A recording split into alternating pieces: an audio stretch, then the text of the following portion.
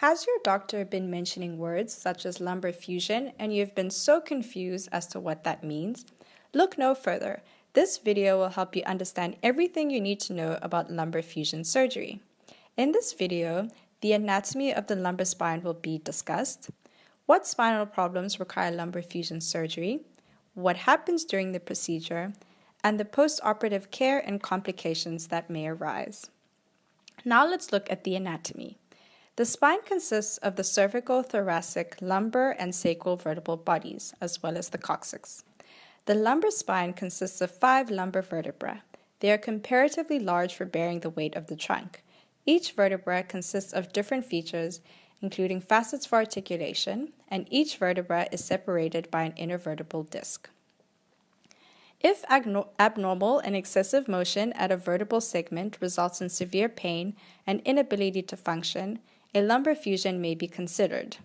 When the spine can no longer hold together the spinal ligaments, muscles, discs, or bones, it brings about instability and is unable to provide its essential functions.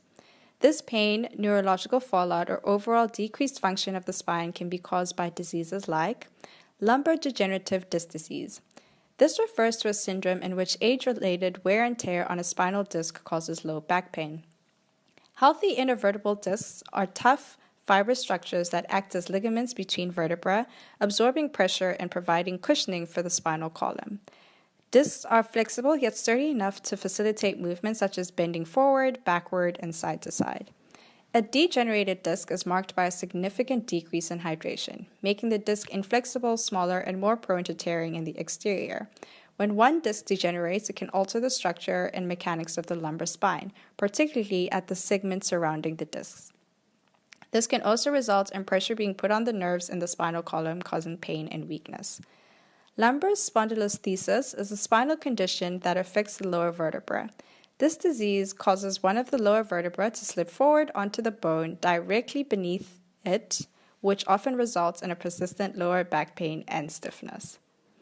Other conditions that may bring about a weak or unstable spine include infections, tumors, fractures, scoliosis, or spinal deformities.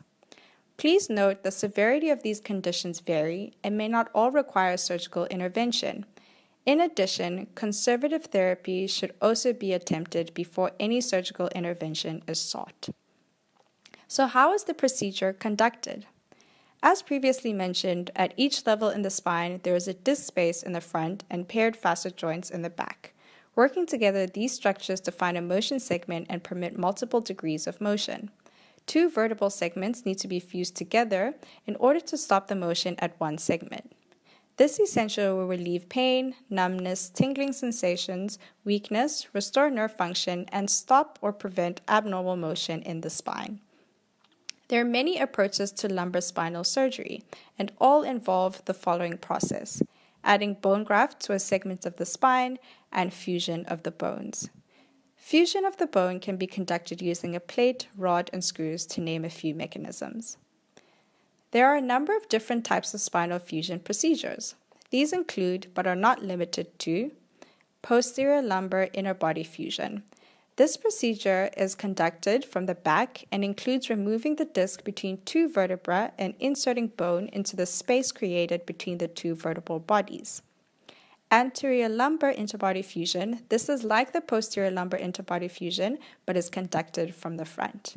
Anterior posterior spinal fusion. This procedure is conducted from the front and the back. During the first 3 months after surgery, it is necessary to avoid activities that may place the bone graft at risk. Therefore, surgeons will usually restrict activities that involve bending the lower back, running, and lifting, or any other vigorous activities. This restriction does not mean no activities at all, as this would do more harm than benefit. You'll either get referred for physical therapy or prescribed an exercise program that is extremely important to follow to allow optimum healing and return of full function. Like any medical procedure, there are risks associated with spine fusion surgery. Your surgeon will take precautions to reduce your risk for a complication. Certain patients are at a high risk for non-union, or in other words, fusion that does not heal. In general, patients who are diabetic, obese, have osteoporosis, are smokers, and use alcohol excessively are at risk for a failed low back fusion. Your surgeon will discuss your potential risk factors with you and may prescribe a bone growth stimulator to be used after surgery to help your spine heal. Thank you for watching and hope you now have a better understanding of lumbar fusion surgery.